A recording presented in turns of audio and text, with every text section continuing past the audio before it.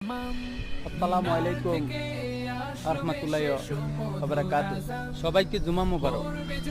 আমার আল্লাহ পাক রব্বুল আলামিন বলেন, যারা জুমার নামাজ পড়বে, ঘর থেকে বাইরে হইতে আমার দুরূদ শরীফ এবং মিলাদ শরীফ পড়তে পড়তে যারা মসজিদে যাবে, আবার জুমার নামাজ আদায় করার পরে যারা মসজিদ থেকে বাড়িতে আসবে, আমার আল্লাহ পাক রব্বুল আলামিন বলেন তাদেরকে এক হজ কবুলের সওয়াব দান করা হবে। সুবহানাল্লাহ, আল্লাহু আকবার। আল্লাহ তাবারক ওয়া তাআলা মানুষকে অনেক কিছু বুঝার তৌফিক দিয়েছেন, অনেক কিছু বোঝানোর জন্য অনেক কিছু কোরআন এবং হাদিসে আমল করার সুযোগ দিয়েছেন। তারপরেও আমরা মুসলমান কেন এত সুযোগ পাওয়ার পরও আমরা কেন মানুষ আমল করি না?